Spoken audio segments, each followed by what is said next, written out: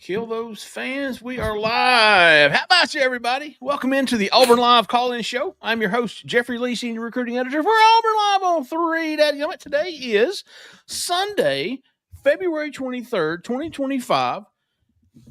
We are 24 hours removed from Auburn's big win over Georgia to continue their number one seed aspirations, their SEC regular season championship aspirations.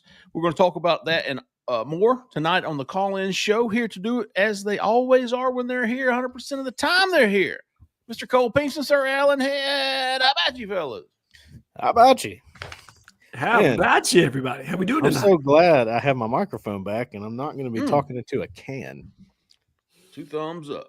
I thought that was an emo or something, but anyways. All right, we're going to talk about Auburn basketball. We're going to talk about spring training is getting started in less than a month, if I'm not mistaken. Yes.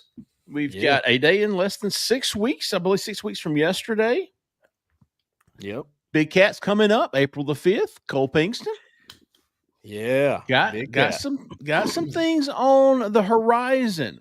We're going to get to the first I heard of that, Jeffrey, I was talking to Dalton Toothman, offensive line target from Mississippi. He goes, I'll be at Big Cat Day. I was like, okay. When's that? April 5th. Little different this April the 5th, we're presuming that there's going to be a scrimmage that day because Auburn's scheduled to hold a spring practice that day. We talked about this, I believe, on the recruiting show and probably on the call-in show. The entire month of July is dead. The entire month of August is dead. So you've got June camps and official visits. You've got May official visits. So there's really not a great time to do Big Cat anymore. So what do? You pivot to a Saturday in the spring. Absolutely. And I think it would make sense if they do have a scrimmage that day. You can probably knock that out in the morning, be done by lunchtime when all the visitors would be there anyway. Your recruiting staff is taking care of setting them up in the indoor facility while you're handling things on the practice field, and then you roll right into a scavenger hunt or whatever they're going to do. Right. So it may be a long day for the coaches, but it'll be an opportunity for them to sit there and watch the scrimmage and then go and have some fun and do some other things. So I think it'll actually kind of come together relatively nicely if that's how it all shakes out. Yep. Get that Waffle House truck out there. Oh man. Honestly, I kind of think Big Cat being centered around a spring practice, that's actually really cool. I think so. We've already gotten several guys planning on being there. Cole talked about Toothman, Jared Edwards, Wayne Henry. We'll see if Zion Ely shows up, the 5-star from New Jersey, who said his recruitment is closed. Correct. That's what he said. That's what he said. That is what he said. I mean, I have no reason not to believe him. I mean, right. And let me tell you something. I would love to see a kid shut down his recruitment in February and stay true to his word. I would love to see that. For sure. Especially for a Maryland. I mean, they felt, honestly, you look at this, you go, okay, Maryland, we talked about this a couple months ago. Are you starting to go, okay, Auburn can't take our guys like this? Like, what's up with this? And, obviously you want Auburn to keep that pipeline going, but Maryland's going to pay to not let them do that. They are. And don't forget, as Oregon is to Nike, Maryland is to Under Armour. Correct. And Kevin Plank is absolutely is a donor to the Maryland Collective. I can't remember it now. A lot of this changes with the new rev share rules and everything else. Now everybody has the same amount of money as, allegedly. All right. Yeah, right. We'll see how NIL is coupled with that on top. I know that there's been some conversation about the NCAA trying to have certain guardrails around it and various ways of determining whether or not it's a fair market deal and some other things, specifically if it's coming from an alumni base. But all things being equal at the moment, Maryland is doing everything they need to. And if you're Auburn, I think this is actually a good thing. I'll be honest here. Because if he's, again, and Jeffrey, you said this before, if he's going to walk, you want him to walk late anyway. That's right. So let him stay committed to Maryland right now. Let him not take any visits till you get to football season. And then we'll see what happens from there. Another big official visit canceled to Auburn was a 5-star quarterback, Jared Curtis. I think he's the number 1 or number 2 quarterback in the country. He had visited Auburn last fall. He had planned to take an official visit. I believe it was in May. And he says, no, I'm down to Georgia and Oregon. And I think everybody was like, cool. Yeah. Cool. We never had false hope about that guy ending up at Auburn. No, it just brings us a little bit closer to the inevitable. Sure. I mean, I actually appreciate the fact that a kid was kind of no bullshit on this, right? Yes. Like, I'm going to get down to who I'm actually considering, and we're not going to do the whole dog and pony show. Yep. I love it. I love the black and white. I love the cut and dry. In some ways, NIL helps with that. Sure. In some ways, it doesn't, obviously. But, the ones who are going to go all in for somebody show themselves pretty early, if that makes sense. That's why I feel like we have a better picture of where Auburn's at with certain guys at this point in the year, as maybe opposed to when, the last few years, it's starting to become more clear. Like, that's the guy they care about. They really want to go all in on this guy. I wonder if we're seeing early stages of a transition of high school recruiting to a more transfer portal-like recruiting. Possibly. Yeah. I mean, both of these, that's kind of NIL is. Let's don't paint bad pictures here. Zion Ely is not visiting because Maryland's paying him not to visit, and that's how you do it, big dog. Yes. Good job. Hey, don't think Auburn didn't lock Antonio Coleman down last year, and not with money, but like you're done. Okay, you're done. So that's not a slight to Maryland at all. But when somebody locks it down like that and says, I'm done, it's Maryland saying, listen, we'll give you X amount to be done with it in this stuff. Yes, Correct. sir. Sure will. Count me in. Jared Curtis, I would imagine he's just like, listen, I'm not going to Auburn. I can go down there and get me a little check and look at the visit, check it out a little bit. There's a 1% chance I'm going there. Or I can just be honest about the situation and say, hey, I'm either going to Oregon or I'm going to Georgia, and that's what I'm going to do. And to me, it makes Auburn's board that much more clear. I mean, let's be honest here. Let's get down to the point. It's my belief it's either going to be Travis Burgess or Landon Duckworth if they decide to circle on a different quarterback. That's just how it's going to shake out in this class for me. Of the guys we know about right now. Correct. Now, maybe there's somebody else we don't know about. Correct. I know they love the kid out of Houston. I just don't see that. Yeah, me neither. Yeah. LaKeyshawn Henderson. Yes. Yeah. Ryder Lyons, Diabell. There's a bunch of tier 1 guys, but you're treading in the deep end, dude, and you don't have any floaties on. Go ahead, Alan. No, Cole. I cut you off. Go ahead. I think we're starting to have some people on the corner is where I live. I don't stay on Twitter. I stay on the corner. And I think we're starting to get some people that have an understanding of this, and they go, well, Zion Ely would be awesome. It makes sense. Get the pipeline going. That guy's great. But do you really want to go toe-to-toe with a school that has prioritized him the way that it is, and then maybe risk somebody else in your class? But then there are some that go, pay him whatever he wants. The number, they're still young. There's no number that write whatever number you want on the check. But you're missing something here. I think that argument, you're missing something. You might miss what's the phrase you use sometimes, Alan? Cut off your nose. Cut your nose off despite your face. Don't do it, man. Auburn's not in a situation to do that. They got to win, right? And they're also having to probably pay a little more for being honest because of what they've done on the field. There's without a question. So don't be stupid, right? No, you're not getting the development discount right now. The NFL pipeline discount that some of these other schools are going to get. So, as you said, and I don't know what Auburn's budget is, right? I have no clue what their NIL budget is. But I do know that they have evaluations where they set a price. And that's factored into an overall team budget of how they're allocating resources, period. Yeah. And so I'm with you, Cole. It doesn't make sense because, I think we all know that they are very dedicated to keeping Zion Ely in that class. Yeah, they are. Well, Does it make more sense for Auburn to continue to take swings at Trenton Henderson, Andrew Harris, multiple others? Obviously, the kid from this, in Mobile, I'm struggling for his name right now, but Tank Jones. Where Auburn's not out of it there. Why not take your swing on those three and see where the dust settles?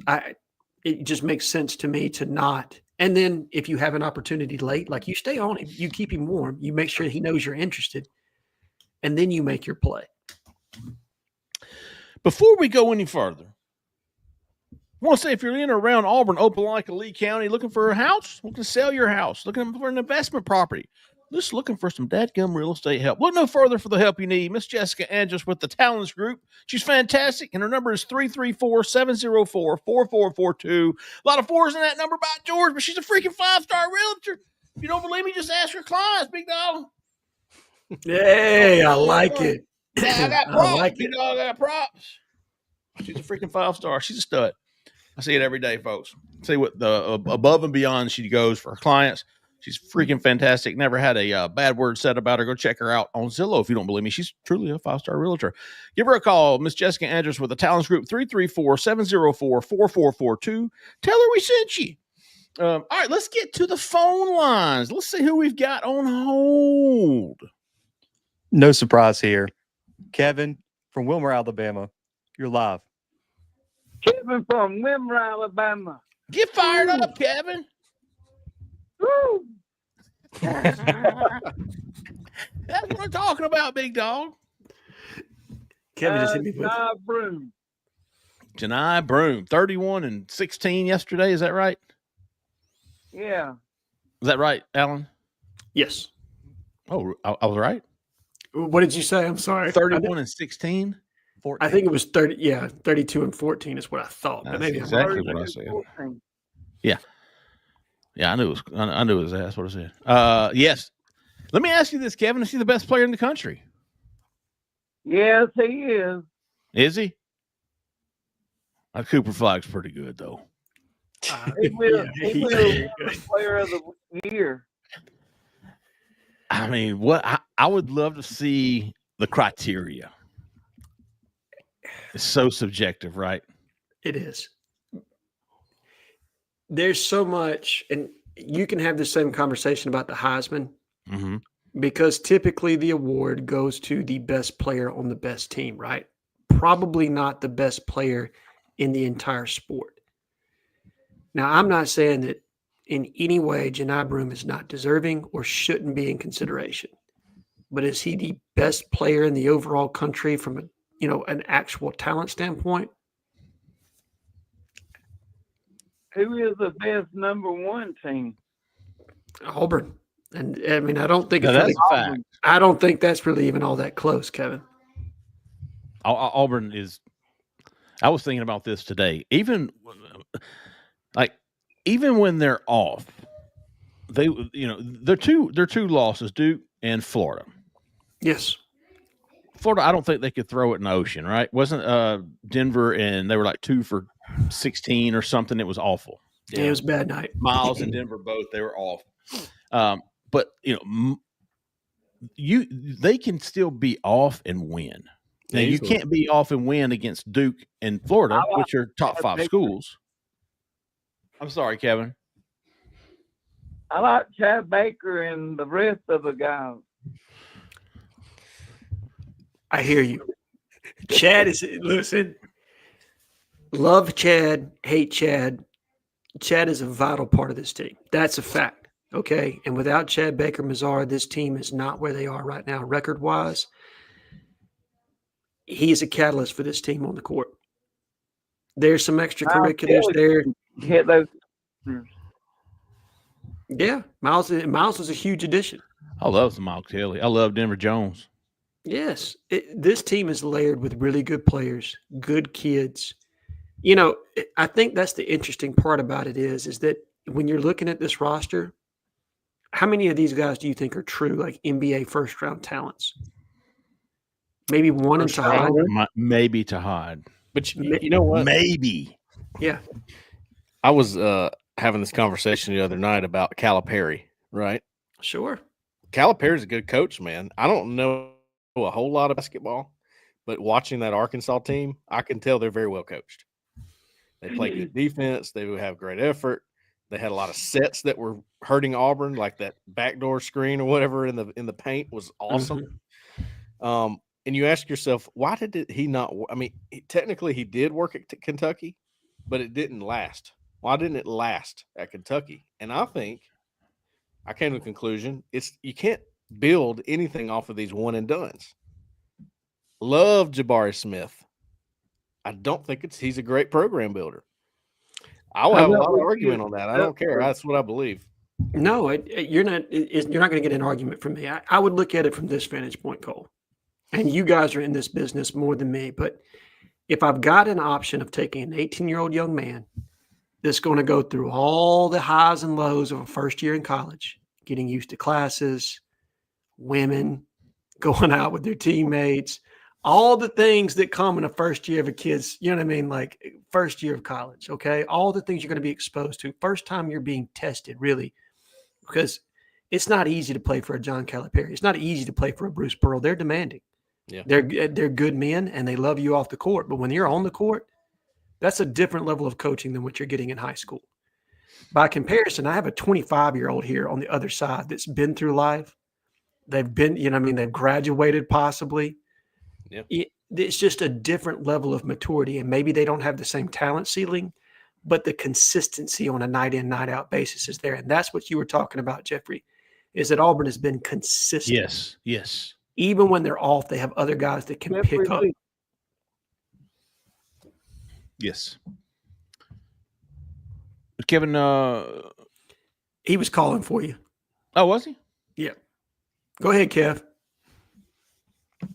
I got one question for you. Okay. Shoot. Who will be the offense player of the year on football? Okay. We're going to talk about that. All right, Kevin. Hey, appreciate you calling in, Big Dog. First of all, who do you think it's going to be? I'm going to guess your answer is Cam Coleman. Number 8, Cam Coleman. And that's a great. It's the most logical answer as we speak. It is. He is the most known commodity on this roster that's returning. Now, you know Eric Singleton, obviously, right? Okay. I think there are 3 options here. There's Eric Singleton, there's Cam Coleman, and there's Jackson Arnold. Fair. Does anybody want to add to that? I think they're in a class all their own. As far as MVPs. Yeah, I don't think anybody else is there. I'm not even thinking. I don't think a running back's going to be utilized. It's going to be committee. So there's nobody going to be separating themselves that much. No. And I'm going to take Cole's approach here because you've got so many different weapons on offense that you're going to be able to spread it. Jackson Arnold, if he's what we think he can be, beautifully said. He's probably your MVP because he's going to be the one to accumulate all the stats to spread that pill around. You hope, if you're an Auburn fan, that Jackson Arnold at the end of the season is your MVP. Him or Jaden Daniels, yeah, for sure. Ashton. God. You wish it was Jaden Daniels. You're not lying. But the good thing about all 3 of those guys is if Cam Coleman is in the race to be the MVP, if Eric Singleton is the race to be the MVP, then somebody throwing that football is doing something right. Correct. Absolutely. Yeah. Good stuff, Kevin. Appreciate you calling in, Big Dog. 1510. You're live. Who we talking to? Where are you calling from? What's happening, fellas? Hey, what's up, buddy? Hey, no Hendo. What's going on? I knew who that was. Hendo, talk to me, brother. Now let me set the stage for everybody who's not familiar with what's been going on this past week. Yeah. All right. Hendo. Yeah. Are you at work on your break? Yeah, I'm on my break. All right. Where are you from, Hendo? I am from Scottsboro, Alabama. You've got this fantastic young black man from the country of Alabama and he's on the corner message board posting about Jam band, baby. jam band widespread panic, and I'm like, did somebody log? Is this a dual login? And then he's like posting pictures of him jamming at Oak Mountain. I hear you at the Oak Mountain Amphitheater. It was actually a sin in Nashville. Okay. Wow. Okay. Even closer to you, I would imagine. Wow. Hendo, how do you get? I know. Hey, I had a widespread panic run back in college. I did. I went to every show that was Okay. yeah, I was there, big dog. Light Fuse Getaway. I had all those, man. I even had bumper stickers on my Honda Accord in college. Widespread panic bumper stickers. First of all, I can't see you in a Honda Accord ever, dude. Oh, it was champagne colored. Oh, bro, no. Dude, I was driving whatever I could, big dog. Oh boy. So what else was there? So let me ask you this, Hendo. Talk me through. And listen, when I went to Jacksonville State, my freshman year, all the cats I met from Scottsboro, all the people from up there go to Jack State or Gaston State, and they all were big panic people. Yeah. How old are you? Hendo? I am 45. Did you go to Scottsboro? Yeah. You remember a guy named Tyson Green? Yeah, I know Tyson Green. I know him well. He was one of my best buddies at college at Jacksonville State. Oh, that's crazy, man. Yeah, I know Tyson. So I remember the first. I always called him. He passed, right? Yeah. Okay, all right. But Tyson was he was incredible. He was just a great dude, and he used to call me Alfred. Alfred E. Newman. And the first night I ever met him, I was like, man, what's your name? He was like, Chicken. He was trying to give me hints. And I was like, freaking Rooster. So I always called him Rooster. So I was Alfred. He was Rooster. But anyways, so that was my Scottsboro fellas from up that way. So Hendo is a jam band fanatic. Yeah, man. Well, I'll explain. So first of all, man, I'm a musician, man. I played drums since I was like 12 years old. Okay. And so I like all kind of music. I mean, I can go from listening to Tool to Young Jesus. Huh. That's kind of like the way I used to be. I don't listen to much music anymore, but I had a little bit of everything on my iTunes. Yeah. I mean, I had Johnny Cash, I had Tupac, Willie Nelson, and Biggie Smalls. I just like music, man. I don't to me, music is all about a feeling, man. So if it gives me a good vibe, I can dig it. I just like music. It's just I don't. Now there's some things I don't like. I don't like everything that Panic does, but like I've seen them about 15 times, and wow.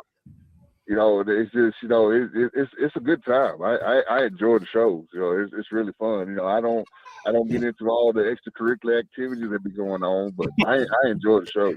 Good for you, Hendo. Because if you go to the Dark Side of the Moon at a Panic concert, you might not come back, bro.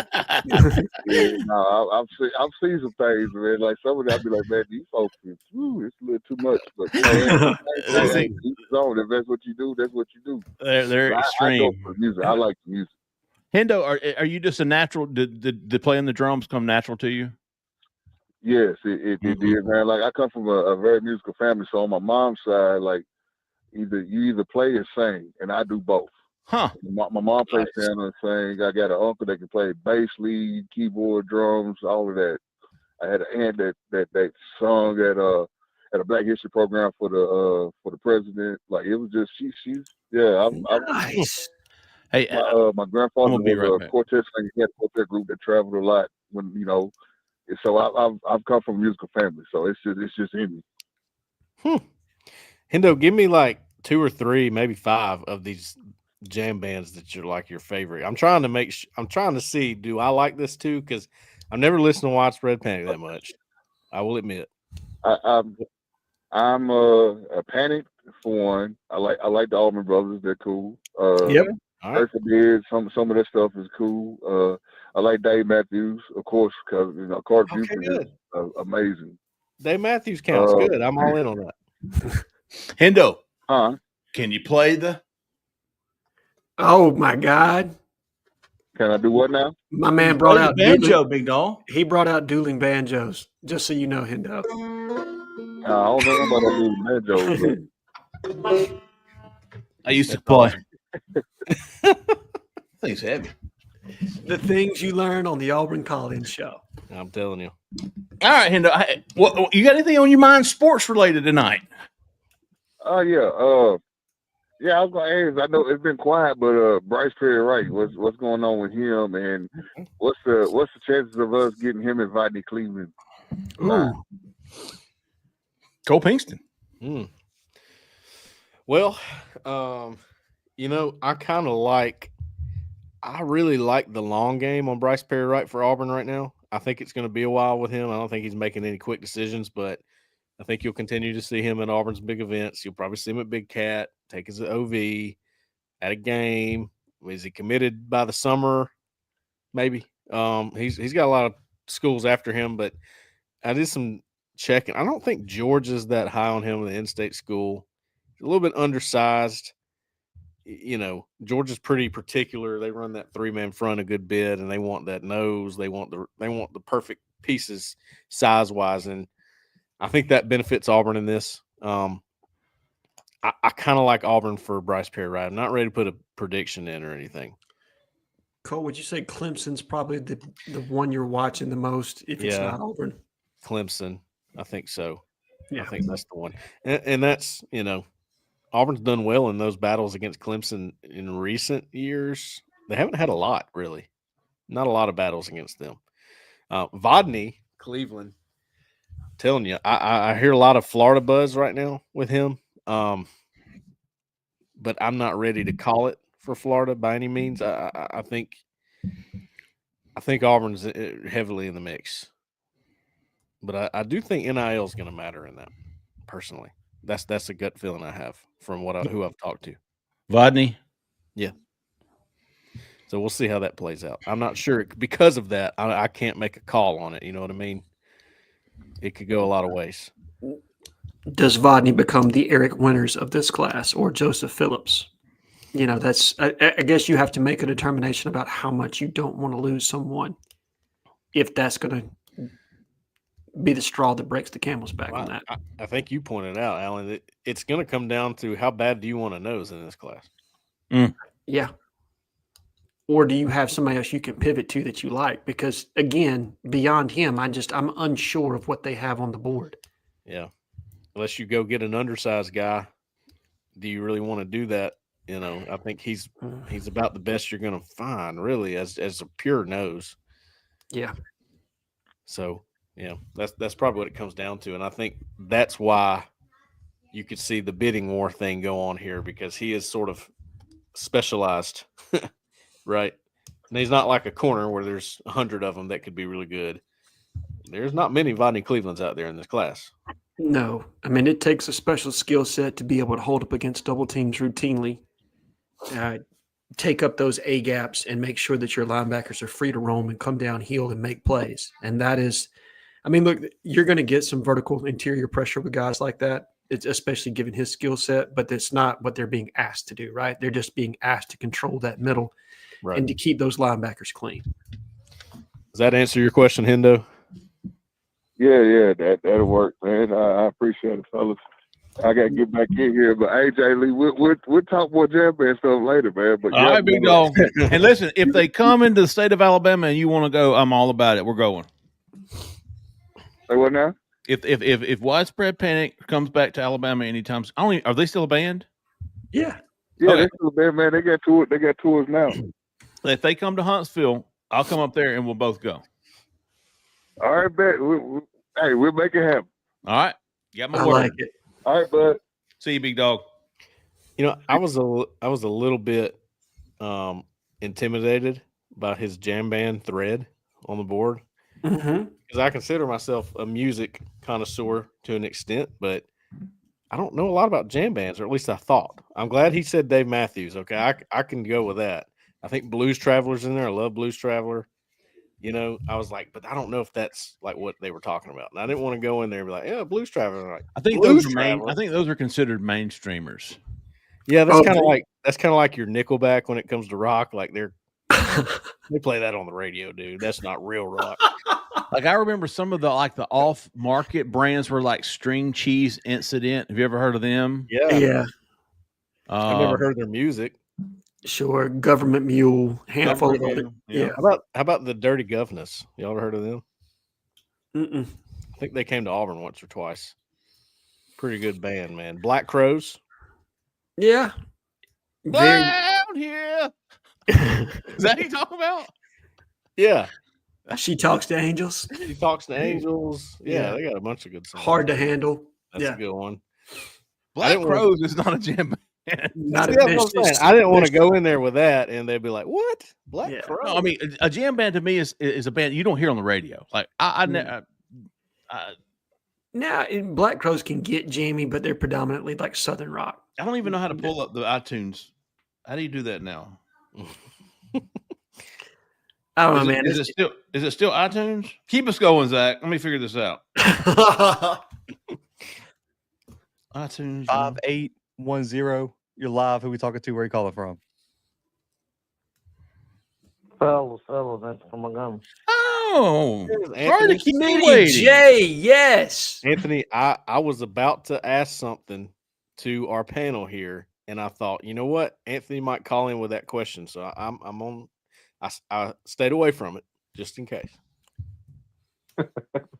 Hey, I really don't got no clear question, but I was like, man, I ain't called in a minute, so let me call the We guy. need you, big dog. We did need you, brother. I appreciate you calling in.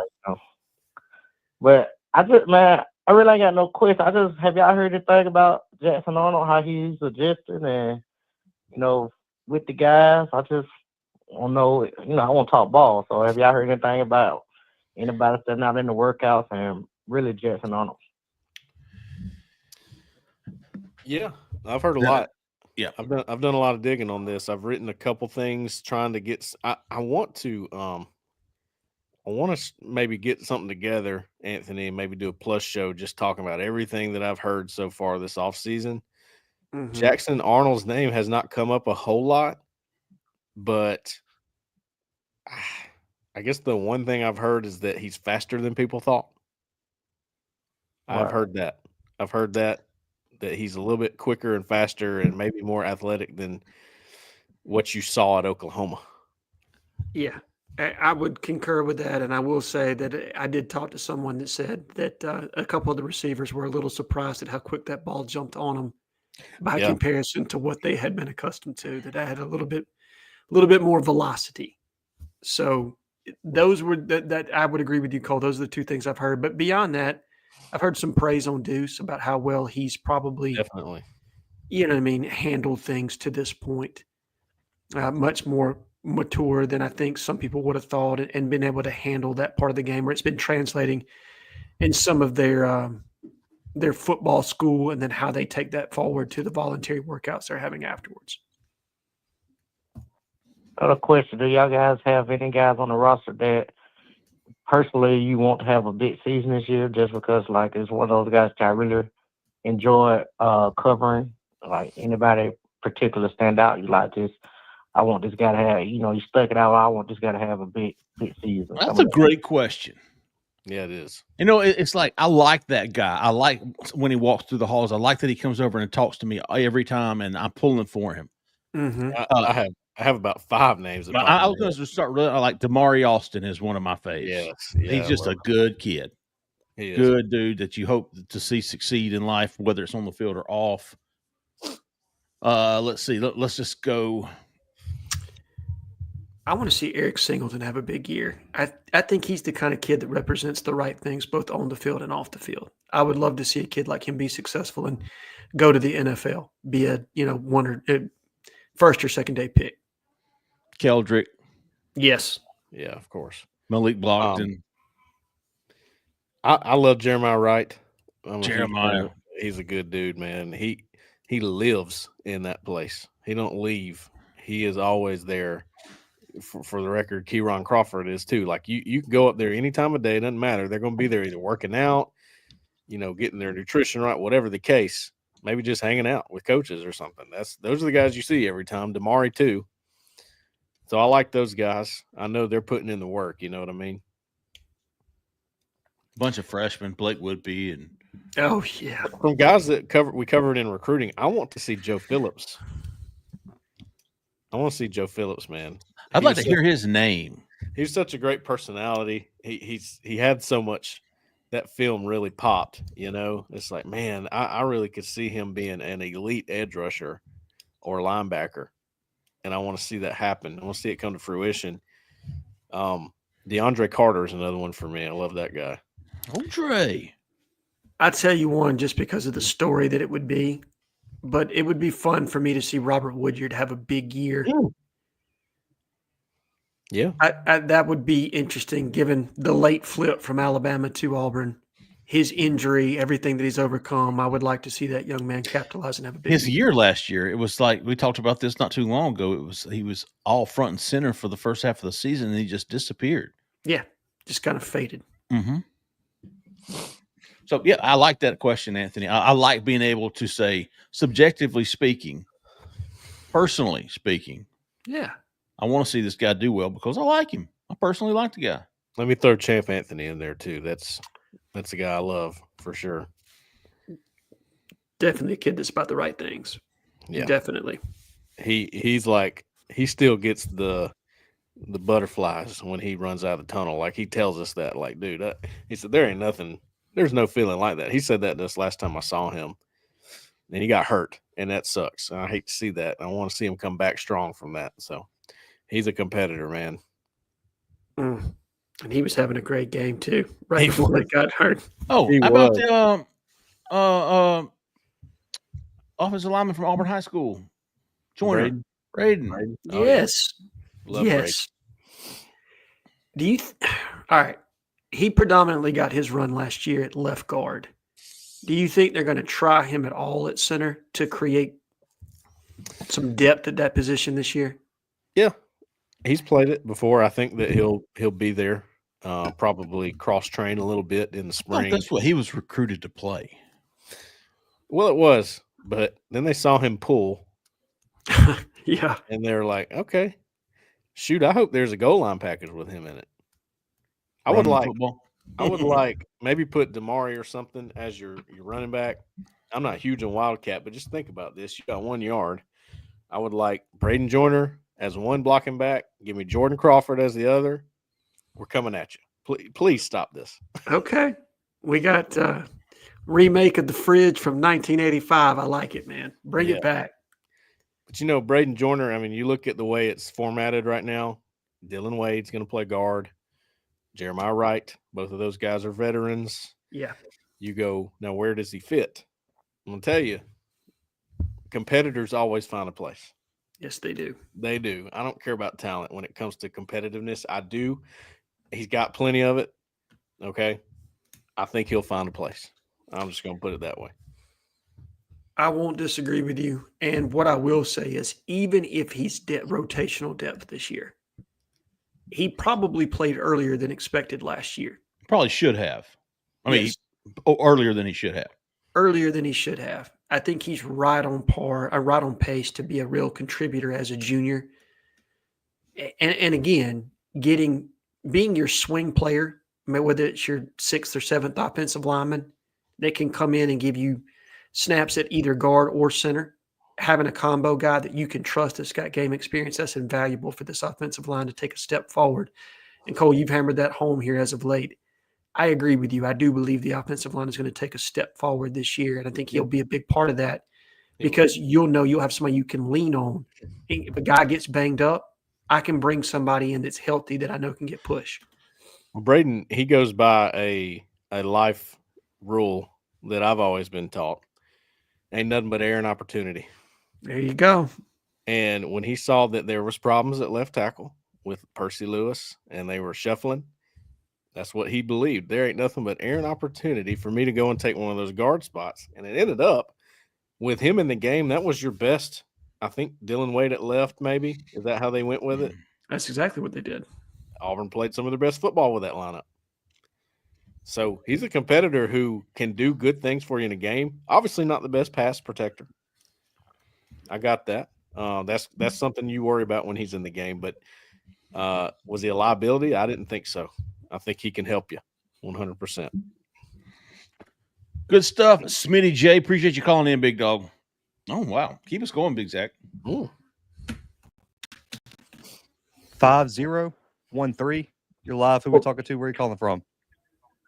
Hey guys, it's Don. How are you guys? There he is. Don. What's happening, Jay Lee? I told you on the message board I was going to call in tonight. I work on Sunday nights at the restaurant, and sometimes I can't call. But how's everybody doing tonight? Much better, Don. Don I hear Michelle. Yeah. Yeah. What's Yes. The coroner was buzzing about Hooters filing bankruptcy on Friday, and I thought that was funny how everybody was checking on me, guys. That was nice. That was nice of you, everyone out there worrying about me, but everything's going to be all right. Don, clarify something for us, big dog. How do you spell your last name? Okay, it's Mitchell. Okay, explain. Not Michelle like you were saying when. Not Michelle like you were saying when you were. You made me laugh on that one though, Jay Lee. Thank you, buddy. But is it because you misspelled your last name? For everybody listening, his name. Is that what it is? Let's say, well, here's what happened. I was more damn Don, and my account got messed up, and I had to redo it, and I had to use my username. I guess I spelled my name wrong. Hey, it happens. It happens. How do I go back to change it to War Damn Don? Let me see what I can do, big dog. I need your help, buddy. I'm going to put that on my to-do list for tomorrow. Okay. Well, actually, guys, I have an invite for y'all, and I got some questions about a Big Cat weekend. But Jay Lee, your buddies Landrum and Pat Smith and all them at Jocks are throwing me my birthday party, and it happens to be on a Tuesday when they do their live remote, and I would like to invite y'all. Alan, I know you can't make it from way out in North Carolina. It's North Carolina, right, Alan? It is. Okay. Yeah, I'd love for you to be there, but I wouldn't understand. But Jay Lee, this is the Tuesday. You got to come, buddy. When is this? Tuesday, March the 25th. I'll be 64. Tuesday, March the 24th. Look, I'm writing it down right now. No, 25th of March. I will say this. That is the opening day of turkey season. Spring practice for Auburn. I knew it. But okay, Alan, you brought up something a couple of weeks ago. That's okay, Jay Lee. I understand. No, let me look. Are y'all still going to do the event that y'all were planning on doing in April? You brought that up that you had talked to Co and Jay Lee about doing that. Are we still going to do it? I think we need to discuss off air on that. But we definitely want to do something. We want to put together a live podcast so everybody can come down and we can meet people, and it just be a great opportunity for us. Well, whenever y'all do that, I'm in. I'm coming. But Jay Lee and Co. April 5th. That is a genius move for Big Cat Weekend, because you guys do know what weekend that is, don't you? No. That's Final Four weekend. Oh, beautiful.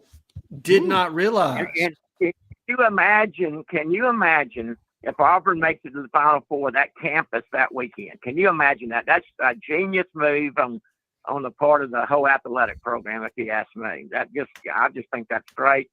But here's my question following up to that. If it's Final Four weekend, I'm coming down there, and if this is possible at all for y'all to sneak me in the Wallowitz Center, I would appreciate it. How do you pronounce that? I know you can't do that. I know you can't do that, but I just thought I'd try anyway.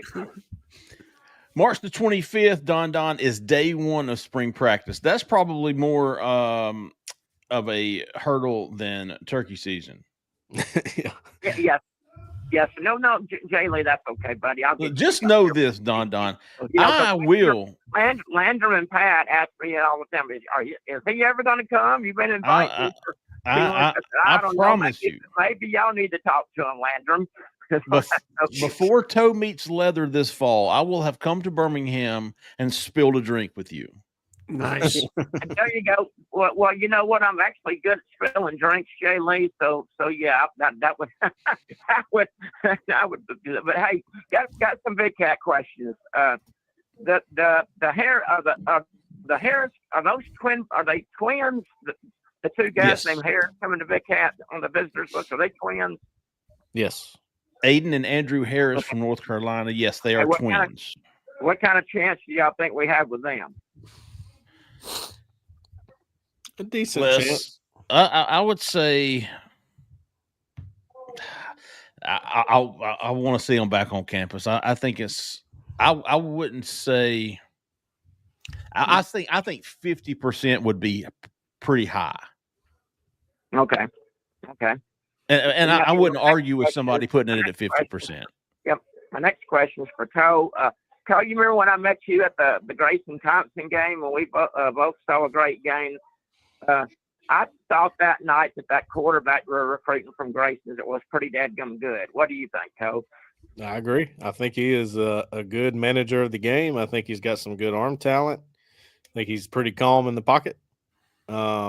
I'm interested to see what his fit would be in this offensive system, but I think he's a good quarterback.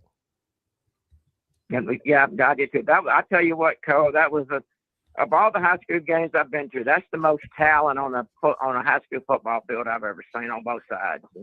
I think it might be mine too. I mean, that was unbelievable. Was that Grayson Thompson?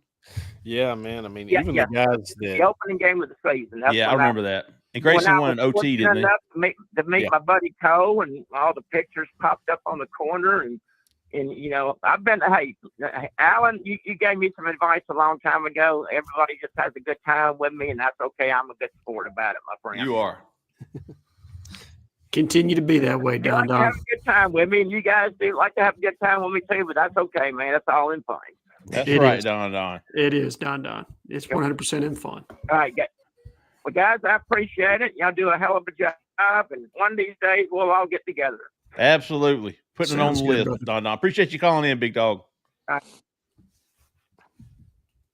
Can't go wrong with a Don call. No, you can't. 5-0. You're live. Who are we talking to? Where are you calling from? Hey, this is David from Pinkston. Okay. He's got the scoop. Yeah. Hello, David. Headed back from Auburn now. All right. Okay. What's going on, David? Not much. Just I'm listening to the show while I'm driving, but I always watch the shows, read the corner. But I did have a question about the Mississippi recruits this year. All right. We all know Free's going to go after, and he wants to get some Mississippi kids. So, who are y'all thinking is the most likely this year? I mean, I know the Matthews kid, Keys. Now this kid from Van Cleve, and I'll throw Nolan Wilson from Picayune in there too. I don't know how hard they're going after him, but I know he did set up an OV. But just curious who y'all think is the best chances that they'll get from Mississippi. Well, there's a lot of guys, actually. There's a lot. Who are you going to say, Alan? Jace Matthews and Toothman. Jace Matthews and Dalton Toothman are top two right now for sure. I was trying to pull up the Mississippi. Yeah. Brian Womack's a big target for them. Braylon. I thought it was. He is. And Auburn's in the top four with him, technically. There's 4 schools getting OVs. Auburn's one of them. I think Auburn's up there pretty. I don't know. I need to talk to him more, try to get a better feel on him. But Auburn's obviously in that one. Tristan Keys, they're in it with him. Not sure what the chances are there, but in it. Yeah, you're 1 and 2. Zach, I'm sharing this. Yeah, there's Tristan Keys, Braylon Womack, number 1 and 2. This is Jaraylon McCoy has scheduled an official visit. Yeah. Let's see. Preston Yates. Ashley. There's Preston Nolan Wilson, Ashley, Preston sure. Ashley. Tylen Wilson got offered today. That's right. No, I knew I recognized that name. That's cool. I'm just there's Jace Matthews. There's Jace Matthews. They offered Iverson McCoy, but he shortly committed to Mississippi State thereafter. Okay. So I don't think there's much on that. Where's Jace Matthews? Oh, he was 15 or something, wasn't he? Yeah, there he is, Yeah, 15. Yeah, 15. That's the one to me. That's the one I'm looking at the most right now for potentially landing in the class. Don't sleep on Nolan Wilson, man. Nolan Wilson, there's a lot of interest there. He's got an OV set up now. I think that he's more in the Keldrick Falk role than straight up edge. But there's obviously a place for that. I mean, I think he's maybe moving up the board for Auburn right now. That will be interesting. He's a good player for sure. Yeah. I'm really intrigued by Toothman. I think as an interior offensive lineman, he makes a lot of sense in this class. And I'll be honest with you. Most of his film or his huddle highlights are at tackle, but inside, I think he has an opportunity to rise some in the rankings. And I'm not saying that because this is an Auburn podcast. I'm saying that because I honestly believe it. I think projecting him inside, he's a better player than he is on the exterior.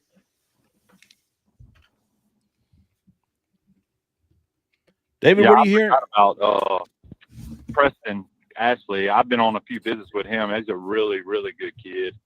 And then Womack, my daughter, plays softball with his sister, who's at Auburn playing softball now. So I really don't know him that well, but his sister is a really good kid. But there's a lot of really good talent in Mississippi, I feel like, this year. Yeah. It's a big Deep, class. for sure. Yeah. David, have you heard anything out of Auburn? Anything encouraging?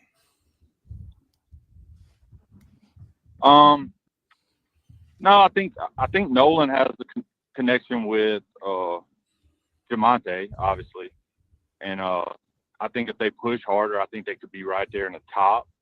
And then I like the Wilson. You said the kid from Pascagoula got offered today. I didn't see that. Yeah, Tylen Wilson. Mm-hmm. Yeah, we Picayune. This past, they're in the same district, so he's a really good player. But I'm not as in on a lot of the kids anymore since Jamonte's at Auburn now. So I'm talking about like from workouts or I was anything. going on a lot of visits. We were thinking more with the actual team, like how's Jamonte doing and a couple other guys. My bad. I missed that first part. Jamonte's doing good. He got he's cleared to run on flat ground now. I don't know if everybody knows that he had his Frank injury. Yep. So he tore a ligament on the top of his foot and had to have a bruise in the top in his foot to hold it all back. It's the same injury that Derek Stingley had at LSU, and a lot of gymnasts have it and come back pretty strong from it. But he's back finally on flat ground this week, looking good. He's talked really good about. He loves Coach Rock. He's talked really good about some of the freshmen that's come in. I think I actually texted Cole about this because he put the article out about the freshmen, and from what Monte told me about those Maryland kids was spot on. He said those kids come in, they know what they're doing coming in from that school. That they really, really are like. They don't come in like normal high school kids. He said, and then but I think it's been pretty cool. I don't know what he'll get to do as far as spring. They're going to work him in slow. I doubt he gets to play in the spring game, but from what I'm hearing, I think the spring game's probably going to be just a rough game of two-hand touch. I don't see a lot of kids. There may be a lot of kids out for the spring game that are going. It may disappoint a lot of people, but I don't know that for a fact. But I just feel like there's a lot of kids nursing some injuries. Interesting. Yeah, I think people should lower their expectations about spring games now and moving forward. I'll be shocked if there is a spring game in 3 years from now. That's why I said lower them, big dog. Yeah, big time. Yeah. And I understand that fans can get upset at that, right? Like this is something that's an opportunity. It's a connection point for them to get to come and see the team. And when you think about the cost of seeing an actual game, and then you compare it to going to see a spring game, if you have young children, it makes a difference, man. So again, I understand it, but just the way roster construction is now, player acquisition, the freedom of movement era, it doesn't make it easy to put a game together or a spring together when you don't have your entire roster together. Yeah, I think it's more. It could be a more fan-friendly day, in my opinion. But Yeah. I will say, last year, getting to go to a lot of the spring practices and the scrimmages were way more physical than the spring game. Like For sure. There's a lot of jawing, a lot of just the scrimmages that I think is where they see a lot more of what they want to see, in my opinion. Just going through now that's just my opinion from 1 year doing it, seeing all that. Well, that was of all the issues Auburn had last year, and they had a lot. The physicality standpoint, I thought was pretty good. Defense played with a lot of physicality. I thought the offensive line did in the run game. They must have handled that pretty well, as opposed to some other places I felt like physicality lacked, and that's why they weren't good. But that wasn't the issue for Auburn. I think they've got that part. Now you add more talent to that. I mean, it could take off. You know how we feel about it. It really could. It's just, I don't know what's going to set it over. What is that one thing? Yeah, I think. I don't think Freeze is. Well, I think everybody knows Freeze's opinion on the spring. So, but I think I'm excited to see how it goes. I feel more that the kids that I get to see and talk to, that the team is more togetherness this year. I think not that they weren't. Right. It's tough to do, man, when you're replacing half the roster. Jeffrey, I'm with you. Gone are the days that, you had classes of 20 kids and you were just, guys were together for long periods of time. And there's not that same level of connectivity anymore. Well, it's more about the individual now. It just is, But Auburn, we studied their pitch more than anybody. It's still about what it's always been. But we do offer you the right NIL opportunity, at the same time, right? It's Sure. It's a blend of we'll take care of you individually, but hey, you play for the name on your chest at the same time, the Auburn part. Well, and I will say this, and I know that Hugh Freeze has been criticized some by his approach of being as high school heavy as he has been. But if he can find a way to year 4, if he can have a winning year this year, they have built this the right way, in my honest opinion, because they're retaining the kids that they think can be impact players moving forward, which is going to increase that connectivity. And you and I both know, or all three of us know, that championships are built with guys over time. It's going through adversity together, learning to play as a team. This is the ultimate team sport. And when you have a revolving door of 40-plus players every offseason, to me, that's just too much churn for you to ever compete for a championship. You can probably have a good team, but I don't think you're going to ever be a championship pedigree type team having that much turnover year in, year out. Yeah. Good stuff, David. Appreciate you calling in, big dog. Have a safe trip home. Don't be a stranger. Jeffrey, you having some mic issues there? Wow, what happened? Sounds like you're. Oh, for real? Let me check. Oh, I am, man. Oh, here we go. Hey, how about you now? Yeah, you're back. You had a little echo there. Oh, yeah. It went to my computer mic for some reason. I don't know. Okay. 5960. You're live. No intro needed. Oh, yeah. Finally. He returns. The He's prodigal back. son has returned. He's back. How y'all fellas doing, man? Pretty Decent. good. Pretty good. How about yourself, Edward? Pretty good. Yeah? Oh, man, I'm good. Old flu and pneumonia had me down for a little bit there, but Oof. I'm headed back this way. I ain't been fishing in 2 weeks, about almost 3 weeks now, man. So I've been having withdrawals. What's your favorite fishing? And I like fish, daily. I mean, it don't matter, but I really done got into this catfishing thing. Of course, I love my crappers. I love bass fishing, bluegill fishing, man. I like my favorite fish to catch would be hybrids, white bass, and saltwater striper. Them my favorite ones. Interesting. Where do you have to go to catch those? I like catching them. What'd you say? Where do you have to go to catch those? Oh, around any dam in Alabama. I mean, any dam in Alabama, you catch them. I mean, at one point, you're talking about like big stripers? Chattahoochee. No, I've heard about catching big stripes. Go below the dam. Yeah, Smith Lake Dam. I know they've got some huge stripes. I tell you what, have you ever fished for trout below Smith Lake Dam? That's too far north for you. For trout anywhere. That's a fish that I never have even caught a trout. But I was up in Huntsville for a few days last week, but it just didn't work out with all the rain. I was going up to Madison County Lake. They have them stocked up there. Now I've been seeing people catching them, but I didn't get to go because of the rain.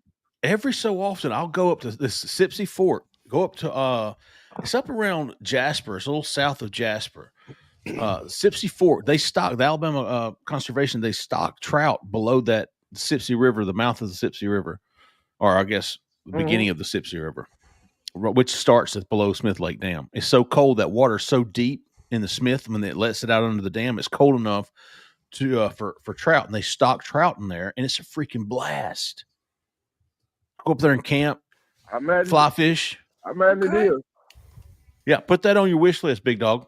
I'm gonna put that on the list for my dad. Because like I say, man, those hybrids and those saltwater stripes, man. All you got to do is go to Walmart and find you some Zoom Super Flukes in a white color, and put you a lime green, a chartreuse, either a pink jig head on it. Oh man, they just kill it when they hit it.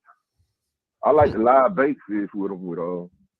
I put my minnow trap in these branches around here and catch me some live minnows. Yeah. That's what I use a lot of times, even live shad. But y'all boy think about this old football team, man. I know I don't wanna pump myself up too much this year. I'm gonna hold the brakes a little bit, because as much as I look at that schedule, I can't lie, it scared me a little bit. Mm-hmm. I don't like going to Baylor week 1. I don't. I watched Baylor, how they finished the season. That team played damn good football. Yeah, they did. One thing I can say about Aranda, he going to have his defense ready to play ball. And I'm still not sold on our offensive play calling that time. I'm just not. I hate to be negative, but I have to see it to believe it. I don't like going to Texas A&M, and I don't like going to Oklahoma on the road. I don't like nothing about neither one of those 3 games. That's just me. Now, what I'm hoping for, I'm hoping to be wrong. Same way I was wrong about winning 2 games, about 10 games, 9 games. I'm hoping to be wrong. I'm hoping we go out there and beat all of them. I got to see it to believe it, man. I think that's fair. My question is, go ahead, Julie. That was Alan. No, I was just saying, I think that's fair. Go ahead. I think that's just more than fair. At this point, Auburn fans have a right to say, show me. Look, we believe, but you need to show us. And I think that's a fair stance. Yeah, because my thing is, a lot of people talk about the roster. I would be cool with that if Georgia and Alabama or Texas A&M or those the type of team we were losing to. I can point to you about 14 that we lost to that we had a better roster than this year. So that's my thing. It's more than the roster. You know, Vanderbilt didn't have a better roster than Auburn. Arkansas didn't have a better roster than Auburn. Cal didn't have a better roster than Auburn. Oklahoma, with 5 receivers out and all the offensive line problem they had, they didn't have a better roster than Auburn at that time. Maybe Missouri, pretty equal roster. But, man, a lot of those teams we lost to, we had the better roster. So it's hard for me to get excited because we just stopped piling talent. Shit, we got to win games with them. So I had Completely a agree. question for you. 2 questions. Deuce Knight. Now, you know how I felt about him wearing the number 2, but I love him though. Don't get it twisted. I love him. Him being there in the spring, he in a unique situation that not many people walk into. He pretty much walked on campus as the number 2 quarterback. Yeah. He getting a lot of reps, a lot of work in the winter. Say if things don't go as expected, and things start to go south, and Hugh Freeze find himself almost in a position like Billy Napier was just last year. Could you see a scenario where he did do the same exact thing that Billy Napier did? The hell with it. I'm going to play my future. Because Jackson Arnold, don't get me wrong, I'm not saying that he's a bust, but in today's world, anything can happen. Sprain ankle. I mean, you see it all around. Anything can happen. So I'm wondering, will Hugh have the guts if it's not going the way that you can sell a 6-6 season with Deuce Knight at your quarterback? Yeah. You can sell that. It's a hard sell with a Jackson Arnold and a 7-5 season, in my opinion. So my next question is, what guy on the roster, offense and defense, maybe didn't play last year, maybe was a freshman last year, who do you look for to take that next step and maybe be even an all SEC player? I got one player, and his name is Caleb Harris. That's a kid that I just absolutely love. That's a good one. Caleb Harris, and of course, I mean, we know what Cam is. I would have to go with Malcolm Simmons on the offensive side of the ball. Maybe a Jay Crawford on the defense. Okay. Maybe. So, Edward, the question more is not like a breakout player, one you're not hearing about, but more of like a breakout into a star kind of deal. Yeah, somebody that got that potential that just for the bust out on the scene. You know what I mean? They might have not played or played last year and had a role, but somebody that you look up and now when you play Auburn, everybody know who that kid is. You know what I mean? Yeah. And at the end of the year, they're all SEC, first team all SEC. Gotcha. I'll give you 2 at the same position because it's got to be one of these 2 if Auburn's going to be successful. And it's either going to be Keyron Crawford or Chris Murray. Ooh. One of those 2 are going to have to break out if Auburn is going to be successful this year. One of those 2 has to pop as an outside edge rusher for them. Give me a true freshman that you look for to have a major impact. And I'm going to give you mine. I'm going with Jordan Crawford. I think Jordan Crawford could be a starter this season. Yeah. You don't see many big men as strong as he is. I ain't worried about he a freshman. Jordan Crawford going to be one of the strongest guys on the field, on every field he play on. Now, I believe Von Trail can help him with his technique, but I just love that kid, and I think he at a position where it's almost necessary that one of those young guys step up and get some reps. And I just believe that it's going to be hard to keep him off the field. I agree. He's in a – yeah, I'm with you. Probably New Boy Fagans for me because you talked about his running mate and former teammate Ed Thompson as somebody that's rising. I think that that Anquan Fagans by the end of this year potentially is your starter at that field safety spot. Will that be alongside Caleb Harris? Yes. Okay. Who's that spot? I seen you in my story, buddy. What you thought about that good cooking you seen this week? Man, I'm fixing to have to ride down there, Edward. You've convinced me. About what? His cooking, man. He posted cooking on Facebook, and I'm right down the road. I got to go get a plate. I'm tired of just looking at it.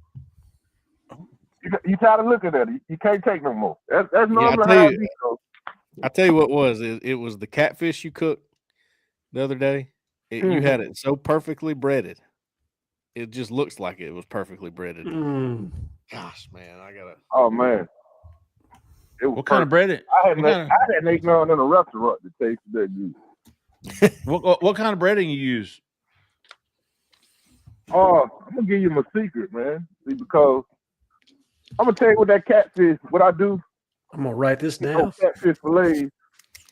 I hit them with Tony Sasseries. Mm-hmm. Put me a little mustard on it. Mm-hmm. Or no, that I didn't use mustard on there. I did an egg wash. Egg, beat it up, put me some hot sauce in the egg wash, coated the fish with that, and I cooked it in that Zatarain New Orleans style. Okay. That's exactly what that was. And oh man. What kind of hot sauce you put in there? Oh, Crystal. My man. No wonder. I know Louisiana too, but I got hooked on Crystal. We a Crystal household up here, big dog. Last year, and I ain't looked back. I love Crystal. So you took your eggs, beat them up, put you some Crystal in there, dipped your catfish fillets in there. You got your Zatarain New Orleans that you put some Tonys in, bread them up like that, and fry them. Yep. You got your deep fry, set the deep fry 350 degrees. Yep, I got you. Put it in your deep fry and just walk away. Don't touch it. Just put it in your deep fry. Don't be picking your basket up. Put it in, don't touch it, and come back in about 5 minutes and take it out and go to eat. When it's floating. Leave it alone. Let it cook.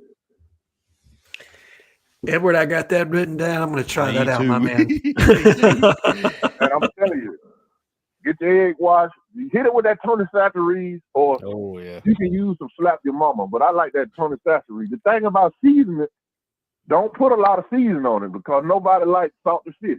Light coat. Light coat. But you put your Tonys in the Zatarains, or you put your Tonys in the egg white? I season my fillet with the Tonys. Okay, you okay. On the fish. Okay. All right. That's what I needed to know. Put the Tonys straight on the fish. Then before you put it in the eggs. Okay. Yes. Light though, not heavy because it'll be salty. Okay. Because you already put hot sauce and all that on it, so you don't really even need a lot of salt. Then the Zatarain already got salt in it, so you really can get by without any seasoning though. But I just put a light coat. I just sent a picture of one of your plates. Good talking to y'all every time I can talk to you, you know. And like I say, it's War Damn Eagle, baby. War Damn Eagle, Edward. Ooh. Good call, Edward. Hey, Zach, I just sent a picture of one of Edward's plates if you want to throw that up. Oh, dude, that's making me hungry right now. Jesus Christ, Cole. As we are answering his questions here. I got 2 more bags of catfish. This is not the cat. So I couldn't find the catfish picture. This is his rib plate, which he posts a lot. And I'm like, dang. Potato salad, baked beans. Woo. Yeah, it looks awesome. I'm on a 24-hour fast, so I probably don't. I need to look away. Yeah, you definitely need to look away, brother. That's all right. Send all that pork to me, please. While Zach's getting, I wrote the 3 questions down. Did y'all write them down by chance that he had? I think I answered them. Yeah, we did, didn't we? Did we answer everything? But you can go back with yours. Go ahead, Cole. Give me your list. I think, and we'll compare notes. Oh, shenanigans! Yeah, I know, dude. I'm hungry now. Yeah, me too. I ain't had dinner yet either. Oh. Well, he started with Deuce Knight. I don't know if he really had a question. I can't remember, but I just wrote. Is there a scenario where and there is a scenario, absolutely, where Hugh Freeze is pulling a Billy Napier and starting the true freshman? Yes, absolutely is in there. Yeah. But you know what the craziest thing is about this quarterback situation? Ashton Daniels won't be there until the summer, which is kind of strange. It is. It's really strange. But if you're looking at, like, if you were to ask Kent Austin or Hugh Freeze, now which one of these 3 quarterbacks do you know the most about? Easy. I have no doubt they would say Daniels. Like, there is all kinds of film out there on Daniels. You've seen him for 2 years now. You've seen him in almost every situation. You've seen him make mistakes. You've seen him do good things. You've seen him run 100 times. as compared to Jackson Arnold and Deuce Knight, you ain't seen nothing, really. You've seen a little bit of Jackson Arnold. I find that to be very interesting in this quarterback dynamic. I don't know how it'll play out. Nobody's giving Ashton Daniels a chance. But I'm not necessarily saying he's the starter either, but I am not ready to say, even though Deuce is getting all these snaps, you know too much about Ashton Daniels, and a lot of it is pretty good to just discount him. Yeah. I don't I think hear the coaches will. I'm thinking of it from their standpoint, not so much mine. No, and I think it's probably why they won't announce a starter until you get into 2 weeks worth of fall camp. I honestly believe they're going to let this play itself out to ensure. And I know other people have said NIL promises have been made and so on and so forth. To me, Hugh Freeze is not worried about NIL promises at this point. He's worried about winning football games and the longevity of his career at Auburn. And so he's going to play the quarterback that gives him the best opportunity to win. Sure. Did y'all answer the breakout player on offense and defense, like the guy that'll be the star? Caleb Harris. Yep. Kieron Crawford, Chris Murray, Jay Crawford was mentioned him. Now, I was going to ask you this, Alan. If Anquan takes over beside Caleb Harris, who is he taking that spot from?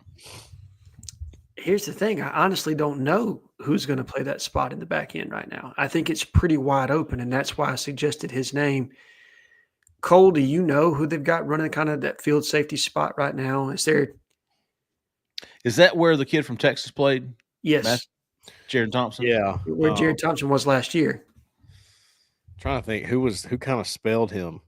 I mean, he played a lot of snaps, actually. Was that Sylvester? Sylvester? No, he was more of your star strong safety. Man, I feel like they struggled without Jared Thompson, whoever it was in there. They did. Caleb Wooden didn't really spell him. He was kind of the third safety when they wanted one in the middle. I don't know. I think T Love was running at that spot some, and I don't know what to expect from him. I had high hopes for him 2 years ago, and to this point, he hasn't played up to expectation. So I honestly don't know. I'm gonna tell you again. I'm gonna say it again. I've said it a few times, but I really think you're talking about breakout player star. I think Kayan Lee would be a star back there. That's just me. I think he would turn himself into an NFL guy, very similar to your Jalen Simpson situation. When we sat there and watched Jalen Simpson get beat at corner, and you thought, well, that's just not going to work. They throw him at safety. You go, that's an NFL player. Wow. I think that's the case with Kayan Lee. Now, will they do it? Will he do it? I don't know. Don't take my advice. He knows better than me. I just think that's just my opinion. Sure. I'm intrigued. You would have to know that Rayon Strader is everything you thought he was before you make that move. Yeah. And then what about Kinsley Faustin? Where's he? I mean, he could help you out there. What about this freshman, Blake Woodby? There might be some options at corner. Faustin can help you at a multitude of spots, right? Like, I don't think he's probably the most versatile defensive back on the entire roster, in my opinion, because he's a guy that can give you quality snaps at corner, star, and safety. And there's not a lot of guys that can do that. And maybe he's somebody. Champ Anthony's another guy that I've suggested that could play on the back end, and I think he would be capable of playing a field safety role. Yeah. So offense, I'm having a kind of a hard time with that question. I go to Xavier Chaplin, but he's kind of somewhat established, and I think he's already on some NFL boards and whatnot. Defense was Bobby Travis came to mind for me. I think that he will have a much bigger role. I think he could break out. Jay Lee, you got to break out one on offense. Does running back come to mind at all? I mean, I tried I was going to go Damari Alston. I mean, and I think it would be going to do that, man. Yeah. A lot of competition at that spot. Connor Lew, maybe. I think he's a 2-year starter at this point. He's probably already broken out, don't you think?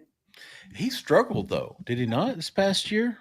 I thought against Cal he did, and then he settled in after that. Okay.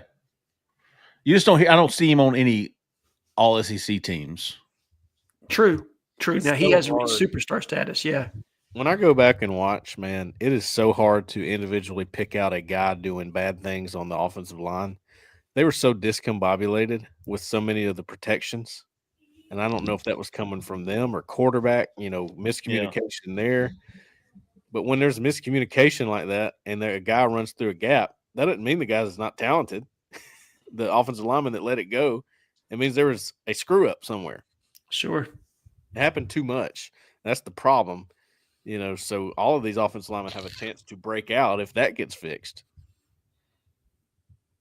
Fair point. Who was y'all's freshman impact picks? Y'all had picks on that. Fagans. Edward said Jordan Crawford, which probably stole mine there.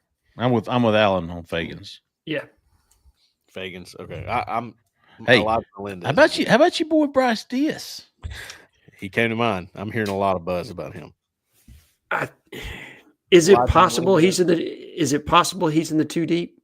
Yes. Highly possible.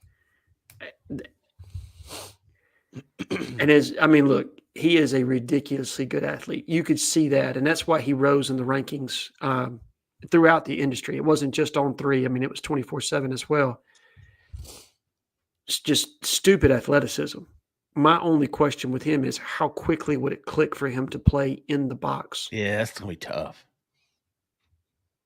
And that's what I don't know. But I'm with you on all the athletic traits being there. How about a breakout being DeMarcus Riddick? I was just about to say, if you'd have asked me when I watched him at Chilton County, and I saw every bit of that athleticism there, all of it. I saw the reason for his star ranking, but I thought, boy, he's a long way off from being able to play in the box. Not now. You never know, man. I thought the same thing about Keldrick Falk, too. I thought it's going to take him a minute. Nope. He made 40 But tackles. to be fair, DeMarcus had one job. True. Like, they didn't put him in the box and ask him to read offenses and make calls and be the Right. quarterback. Right. They said, don't let the quarterback get past you. That was his only job. And he did a great job at that. Yes, he did. And they'll probably do the same thing with Bryce if I had to guess. Mhm. They'll give him a role, right? Right. That's exactly what I was thinking now. Playing 5, you got to hold that edge. You got to pass rush. You got to do it all. Bryce Diaz, man, he has played at the highest level. He plays against the best competition of any high school in the country. True that. Week in and week out. Yes, they play a murderer's row, man. Yeah. Hey, are you wrapped up, Cole? I forgot. We got one more dude on here. Oh, I'm sorry. I was going to say Elijah Melendez for the freshman. He Oh. actually came to mind before Jordan Crawford did for me. Okay. All right, Zach, get us to the bottom. 2015. You're live. Who are we talking to? Where are you calling from? Hey, it's Neil from Philadelphia, Florida. Hey, how about you, Neil? Neil. Finish Hey, how strong, big dog. I'm gonna try to be quick. I know we've been on a long time. Make a statement and have a couple of questions for you guys, and a little bit more basketball. Okay. So, from me watching, and maybe it's just because I'm a homer, it seems like a lot of the teams are trying to bully Auburn, play pretty physical against them, and the refs are letting them get away with a lot of stuff. And I think we need like an enforcer, like a Lambeer or Kurt Rambis. Dylan does a pretty good job when he makes a foul. He fouls hard and doesn't let them score, which I like. It's old school. But watching that Georgia game, do you have any explanation for that double technical on both those people or all 4 of those guys? And to me, it looked like the Georgia guy initiated the whole thing. And then I'll ask my other question related to football. Matt Rules canceled his spring game, and you had talked about playing somebody, that's, a smaller school, but having, more competition. What would stop him from doing that if he just went ahead and did it? NCAA doesn't have any, bite anymore. So what could they do about it if he wants to play Troy or something? Does that make sense? It does, but I think he's pushed off of that now. I think Hugh has a different agenda as it pertains to spring, whereas that was a popular idea a few years ago. And I give him credit for voicing his opinion publicly on it. I think most are in the bucket now, or at least what I hear from people in the industry. Coaches would like to do away with spring games altogether. until they get the situation rectified as it pertains to transfer portal windows and maybe consolidating it to one window as opposed to multiple, that they would like to push off from having spring period and move more to an OTA type system where you could have 10 padded practices in June, have the month of July to recover and be ready to go by fall camp. And then you'll have your whole team together at that point. So the practices would count more. You could create more competition at that point without the fear of somebody potentially getting their feelings hurt and jumping into the portal shortly thereafter, and I think this is much less likely because guys are tampering in the port. I mean, with your roster 24/7 now anyway. But somebody seeing a guy, in spring practice flash, or they get their practice tape and they decide to jump in the portal, and you have that information to be utilized by other coaches. So, I don't think there's much in the way of it ever being a spring game beyond just an inter squad scrimmage. And I'll be honest with you, and I'm with Jeffrey. I think in the next 2 years you're going to see spring games go away all the way around. And no, the double technical, I don't see that what happened there. That was dumb. I think it was a fine call, personally. Sorry. I would have been okay with them just making a no call on it. I thought that it was just a little bit of a scrum. Well, Alan, since they did call on somebody, they had to. Yes, I'm with you. When they decided to blow the whistle and that they were going to call a technical, you had to call it on both because there was enough on both sides. Yes, the Georgia player initiated. That said, Denver got in the chest of the other guy. Chad kind of pushed a little bit. Again, it was a nothing burger, mostly. They could have let that ride and decided that they weren't going to call the tech. But if they were going to call one, I think they had to call it on both sides. That's good stuff, Neil. We appreciate your call. We appreciate everybody. Appreciate it. Yeah, buddy. We had a fantastic list of callers. The roster tonight was fantastic. Kevin, get us started. Hendo coming on strong there. Yes. With a Dirty Dozen brass band and widespread panic. Anthony, Smitty J, Don, Big Dog, David from Pecune, Edward, and Mr. Neil. I will say this: everybody that called in tonight after Kevin had a 0 in their last 4 numbers. I thought that was interesting. We'll put that on the board. Hey, that's going to do it tonight. We're going to be back Wednesday morning with a recruiting show, and then we'll be back again on Sunday. Also, keep an eye on the Auburn Live YouTube Plus channel. We might have a little special episode this week. And don't forget about Jessica Andrus with the Talents Group. 334-704-4442. I should know that, but I don't. Hey, 5-star realtor, give her a call, tell her we sent you. All right, folks, that's going to do it, man. We appreciate everybody listening. We appreciate everybody watching. For Cole Pinkston, for Alan Head, for Zach in the back, who stayed in the back, I'm Jeffrey Lee, man. Y'all stay that left lane. See ya.